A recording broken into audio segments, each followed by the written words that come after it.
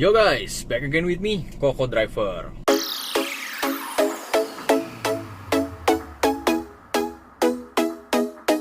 Yap, selamat siang semuanya guys. Video kali ini bukan video vlog on beat Gokar atau GrabCar ya. Gue mau info aja dulu, takutnya nanti ada yang kecewa. Kok nggak ada hitung-hitungannya di belakang, di akhir video. Jadi gue infoin dulu di awal. Nah, di video kali ini gue ingin sharing ke kalian tips menjadi YouTuber. Dan gue ingin sharing juga, akhirnya guys, gue lagi senang banget nih. Akhirnya, setelah 4 bulan penantian, surat cinta dari Google datang juga. Finally! Ini surat yang paling dinanti-nanti oleh semua YouTuber.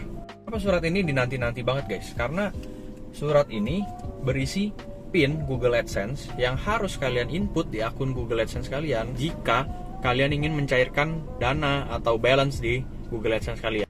Ini biasanya susah banget diterima karena ini nggak ada nomor resinya. Dikirim langsung dari kantor Google di luar negeri sampai ke Indonesia dan menggunakan ekspedisi kantor pos. Jadi karena nggak ada resinya, kita nggak bisa tracking surat ini sudah sampai di mana, terus ada lagi prosesnya apa dan lain-lain. Pokoknya kita disuruh pasrah aja sama Google-nya.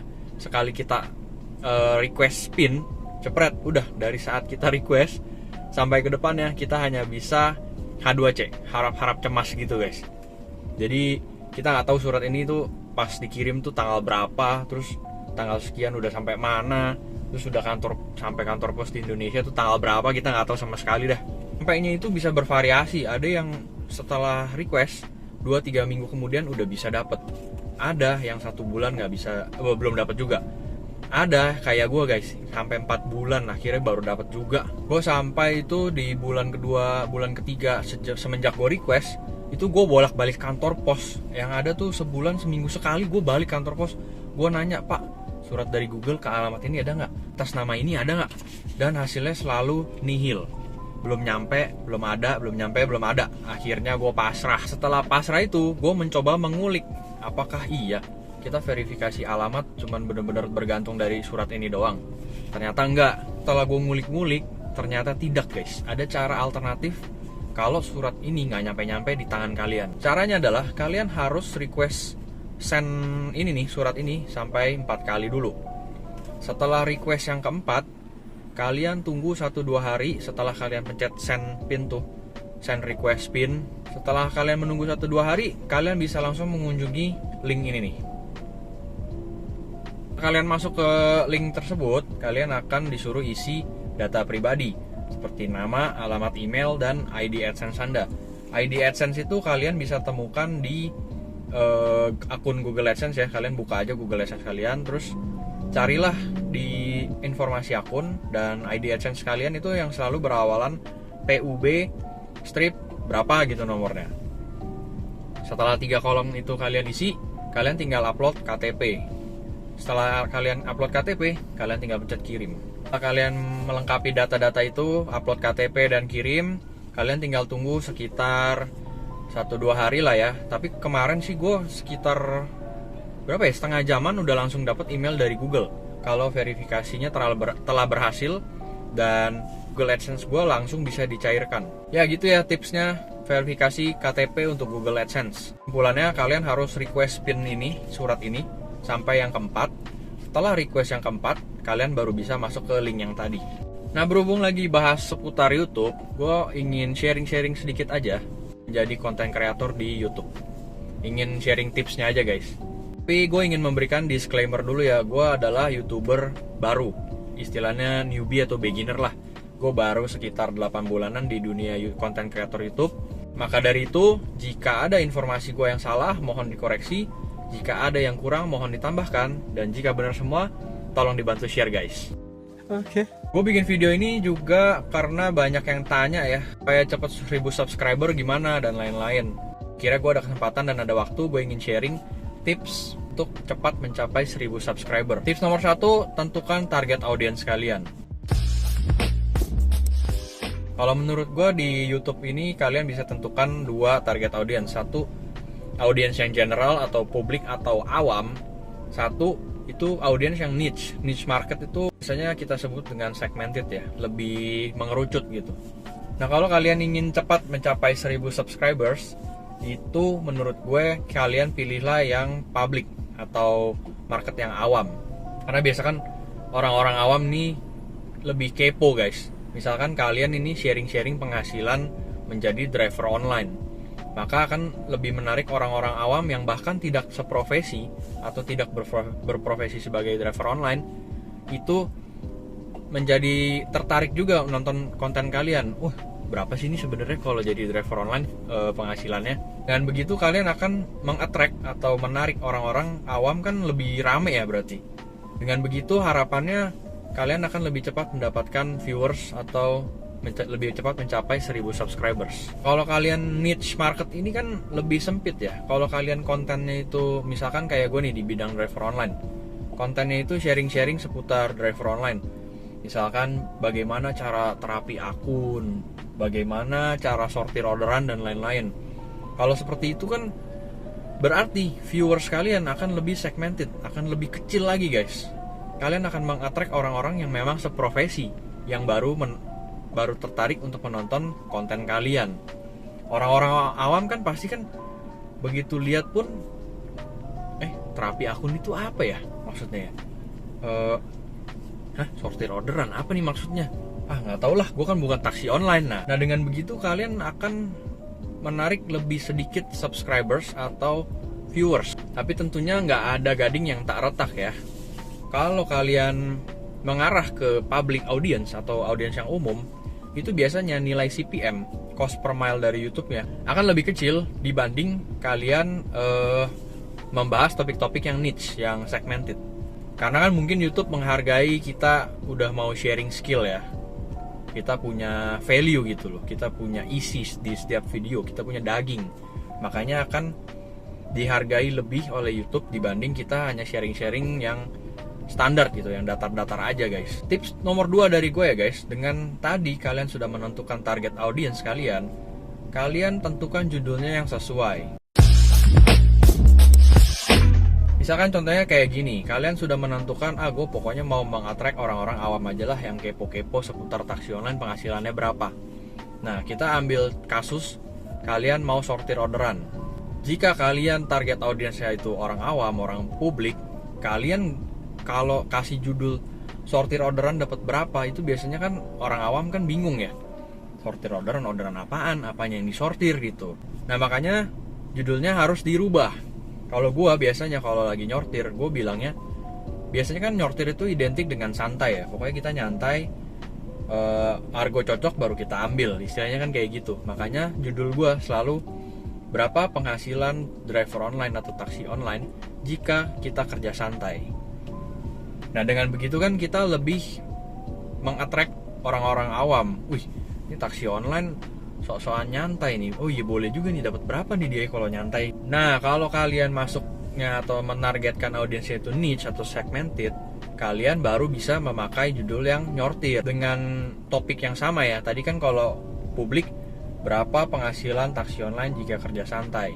Kalau yang segmented ini, gue biasanya kasih judulnya adalah GrabCar, GoCar, sortir orderan. Apakah ada efek sampingnya? Bisa juga kasih judul bagaimana cara sortir orderan GrabCar, GoCar supaya mendapatkan hasil yang lebih besar. Nah, dengan judul kayak gitu kan otomatis kalian akan menarik orang-orang yang sesama driver online, yang seprofesi untuk nonton video kalian. Boleh juga nih, caranya gimana nih ya supaya sortir, supaya penghasilan gue lebih gede. Sedangkan kalau orang-orang awam kan nggak mungkin ngelihat judul kayak gitu, kan pasti mereka sortir orderan, taksi online penghasilan lebih gede. Ya bodo amat lah, kayaknya gue gak tertarik deh. Gue kan bukan taksi online gitu. Tips nomor 3, selain judul, kalian juga harus perhatikan thumbnail guys. Ibaratnya nih, kalian lagi masuk ke Gramedia, kalian mau beli buku, yang kalian lihat duluan apa? Cover depannya kan, sampulnya kan. Dan yang sampulnya itu biasa aja udah otomatis akan kurang menarik. Begitu juga YouTube guys. Kita posisikan thumbnail ini adalah sampul atau cover depan video kita. Kalau covernya aja udah gak menarik, udah seadanya, gimana viewers mau tertarik gitu loh untuk mengklik? Apa nih? kepo kan. Kalau yang menarik kan jadi orang, wih apa nih, kepo nih, jadi diklik. Nah akhirnya menonton. Nah seputar thumbnail, tipsnya adalah jangan gunakan thumbnail dari video. Misalkan kalian kalau upload video di YouTube kan, itu kan ada YouTube bisa kasih kalian pilihan thumbnail langsung di situ tuh. Saran gue jangan gunakan yang dari situ karena kualitas gambarnya itu kurang. Lalu gimana caranya? Kalian ambillah foto untuk kalian jadiin thumbnail supaya resolusi dan kualitas fotonya itu, thumbnailnya itu lebih jernih dan lebih bersih dan lebih enak dilihat guys. Lalu tips nomor 2 untuk thumbnail, kalian bisa menggunakan aplikasi yang namanya Canva. Di situ ada banyak banget template untuk thumbnail YouTube. Kalian tinggal modifikasi aja sesuai dengan selera kalian dan sesuai dengan judul yang kalian mau. Nah masih seputar thumbnail, jadikan thumbnail itu extension untuk judul kalian. Jadi kata-kata yang kalian tempatkan di thumbnail itu jangan kata-kata di judul. Jadi kalian akan mendapatkan karakter judul yang lebih banyak. Kalau kalian ngulangin kan nggak ada gunanya, seorang sama aja gitu loh. Gunakan kata-kata yang tidak baku di thumbnail dan kata-kata yang baku di judul. Supaya apa? Kalau kata-kata baku atau kata-kata yang sering dicari orang, video kalian akan lebih gampang kecari.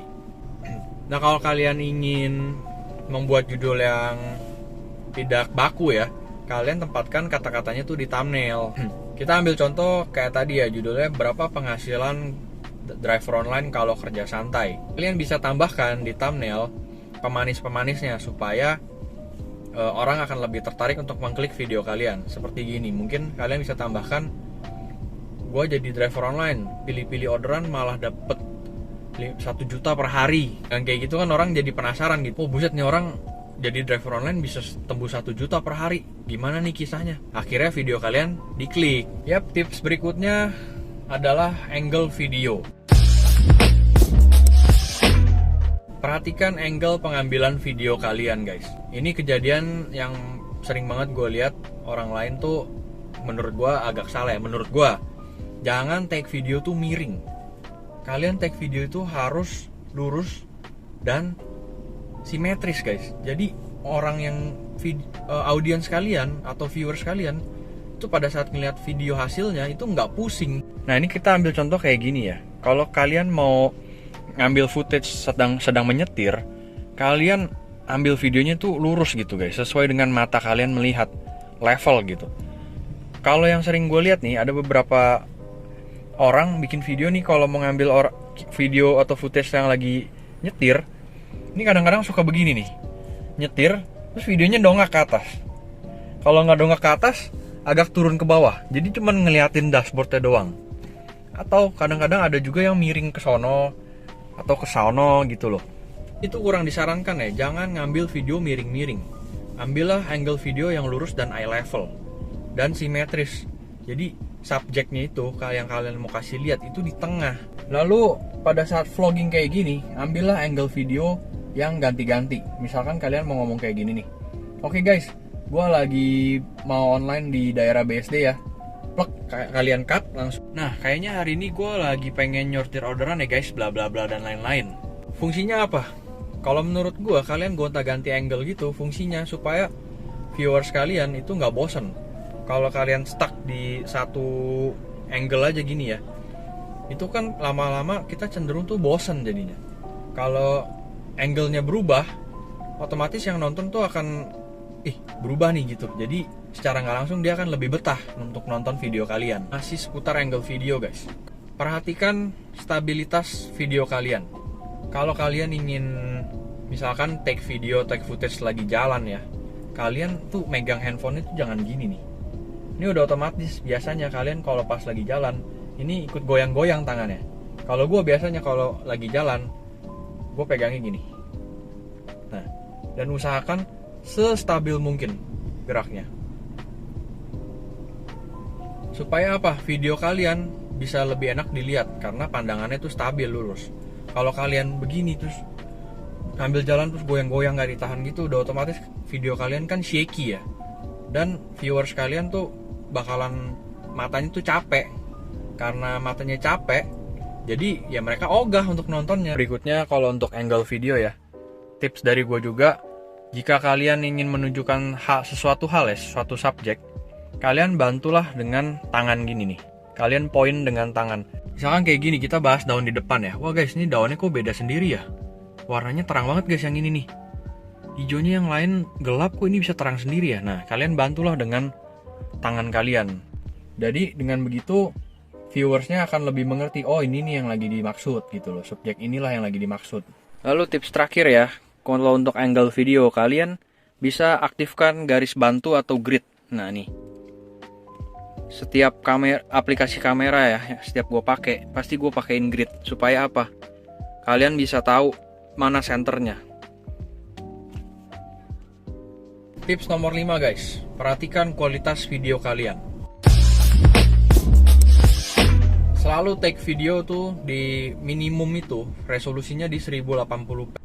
Karena kan ya kita sudah tahu lah ya, kualitas lebih bagus otomatis viewers akan lebih betah nontonnya. Kedua, kalau seputar kualitas video, kalian upscale video kalian. Misalkan kalian sudah take video dengan resolusi 1080p, pada saat kalian selesai editing, kalian export as 4K supaya video kalian yang tadinya 1080p akan di upscale ke kualitas yang 4K. Walaupun memang tidak benar-benar 100% menjadi 4K, tapi kualitas video yang 1080p itu secara computerized gitu akan di-push ke kualitas yang 4K, yang pada akhirnya akan menghasilkan video yang lebih bagus. Yang ketiga, terakhir ya, seputar kualitas video, ini berhubungan sama yang upscaling kualitas. Kalian gunakan aplikasi editing yang premium atau yang full version guys. Jadi kalau kalian memang serius menjadi content creator, kalian harus keluar sedikit modal untuk aplikasi editing yang bagus. Karena biasanya kalau aplikasi editing yang gratis atau yang trial, itu akan ada yang namanya 1, watermark. 2, ada batasan kalian upload video tuh berapa menit doang. 3, ada batasan kualitas yang kalian bisa ekspor tuh kualitasnya cuman max-nya biasanya ya setahu gue di 720p atau di 1080p. Dan kalau kalian nggak full version, efek-efek seperti transisi, teks, dan lain-lain itu kurang banyak guys. Kalau aplikasi yang gue pakai ini adalah aplikasi Viva Video yang full version ya. Itu gue berlangganan sekitar 270 atau 300 ribu itu per tahun guys. Cukup murah lah untuk ukuran pemula seperti gue ya. Dibanding kalian menggunakan yang trial versionnya atau yang gratisannya, Viva Video itu hanya bisa mengekspor video hanya 5 menit dengan kualitas 1080p. Jadi kalau kalian memang mau serius menjadi content creator, memang harus keluar modal sedikit lebih besar lah untuk aplikasi editingnya, supaya konten yang dihasilkan pun bisa lebih berkualitas. Tips berikutnya, tips ke-6, perhatikan kualitas audio. Jika kalian ingin membuat konten-konten yang istilahnya kayak seperti ini ya, kayak deep talk lah kalau gue bilang, perhatikan kualitas audio. Gue selalu menyarankan pakailah clip on mic atau bahkan mic yang khusus untuk memang kita speech, untuk ngomong. Jadi apa? Suara kalian akan bener-bener tersaring, terfilter, dan viewers kalian mendengarnya tuh jadi lebih enak gitu. Karena dengernya lebih enak, kita akan lebih betah untuk menonton video kalian. Kalau di kasus gue ini, kenapa gue nggak pakai clip on? Karena menurut gue mic bawaan dari handphone yang gue pakai ini nih sudah cukup bagus. Kalau untuk video-video vlogging, travel vlog gitu-gitu, gue malah nggak menyarankan kalian memakai clip on. Karena pada saat kalian vlogging, kalau menurut gue, kalian membutuhkan white noise di background noise di belakang kalian itu, yang berefek nanti gue harapannya viewers gue menonton dan sekaligus mendengarkan background noise di tempat gue saat itu. Jadi mereka merasa seperti ikut terbawa di situ guys. Tips nomor 7, tips terakhir dari gue ya, perhatikan alur video kalian. Beberapa kali gue nonton video itu, videonya tuh alurnya nggak jelas. Jadi misalkan dari A tiba-tiba ngebahas yang Z, dari Z tiba-tiba ngebahas yang H. Karena random kayak gitu, nanti viewersnya akan bingung gitu. Ini orang mau ngebahasnya kemana sih, jadi males nontonnya. Belum kalian membuat video, kalian harus think ahead, bener-bener ke depan ini plotnya nih kayak gimana. Misalkan kayak gue ya, gue kan videonya seputar GrabCar Gokar. Jadi bikin videonya itu harus ada alurnya. Gue kan selalu bikin video mulai dari online, dapat orderan, customer masuk, lalu nganterin dia pulang atau ke tujuannya, dan dropin dia di tujuan. Jadi kan itu alur ya. Makanya viewers itu akan menjadi, oh iya memang udah nih searah, oke selesai. Nah viewersnya jadi tahu, oh ini videonya udah selesai. Jadi jangan bikin video dengan banyak jump cutnya. Misalkan gue bikin video sedang jemput penumpang on beat Grab, tiba-tiba gue bikin video nih, take footage-nya, wih gue dapat orderan nih guys di titik A. Tiba-tiba scene berikutnya atau footage berikutnya, gue menunjukkan, wih guys orderan kedua nih. Lah tadi orderan pertamanya tuh gimana ceritanya? Itu guys yang gue maksud, jangan jump cut. Jadi kelarkan dulu alur yang pertama, baru masuk ke alur yang kedua. Nah kalau kalian ingin membuat konten-konten deep talk seperti ini ya, sharing-sharing informasi, bikin-bikin tips and trick dan how to do dan lain-lain, kalian bikin skripnya dulu. Bikin skrip dan kalian brainstorming dulu. Kalian tumpahkan isi kepala kalian, otak kalian tuh kalian tulis dulu alurnya dari A, B, C. Tips nomor 1 kalian mau bahas ini, terus apa aja yang akan dibahas, terus masuk ke tips nomor 2, apa aja yang mau dibahas, baru masuk ke ending. Contohnya kayak gue gini, ini kemarin gue udah bikin skrip atau brainstorming dulu untuk ngebahas video ini guys, tips mencapai 1000 subscribers dengan cepat. Ini gue bikin dulu nih, tuh kayak ini alurnya. Nomor 1, tentukan target audience dan lain-lain. Jadi dengan kalian bikin skrip gitu ya, video atau konten kalian akan lebih terarah. Dengan lebih terarahnya scene dan alur videonya, viewers akan lebih nyaman nontonnya. Karena oh jelas nih video dari A, dari pembukaan, isi video sampai penutup tuh jelas. Terakhir, kalau kalian bikin video itu atau kalian ngomong, jangan kasih jeda. Misalkan kayak gini gue ngomong ya, guys tips nomor 1, mikir dulu. Tips nomor 1 adalah mikir lagi, diem lagi, jeda nih. Ya tips nomor 1, nah, baru lihat ini, jeda lagi. Tentukan target audience. Nah kalau kayak gitu kan jadi nggak menarik nanti videonya. Kalau kalian perhatiin video gue, kalau saat gue ngomong, begitu gue udah kehabisan kata-kata atau ingin berpikir kata selanjutnya, video scene-nya akan gue cut dulu, lalu begitu gue siap untuk ngomong lagi, baru gue take lagi, oke. Lalu gue gabungin itu menjadi satu video. Kalau kita ngobrol gini kan, kalau kita kebanyakan diem gini, terus mikir, itu kan jadi lama-lama bosen ya. Ya seperti itulah tips yang bisa gue sharing ya guys, untuk membantu kalian lebih cepat mencapai 1000 subscriber. Semoga bisa bermanfaat bagi yang nonton. Sekali lagi disclaimer, gue adalah YouTuber newbie. Semua informasi yang gue bagikan berdasarkan pengalaman pribadi gue selama menjadi content creator di YouTube. Jika ada yang salah, mohon dikoreksi. Jika ada yang kurang, mohon ditambahkan. Dan jika benar semua, mohon dibantu share. Last but not least, jangan lupa like and subscribe guys. Thank you for watching. I'm Coco Driver, signing out.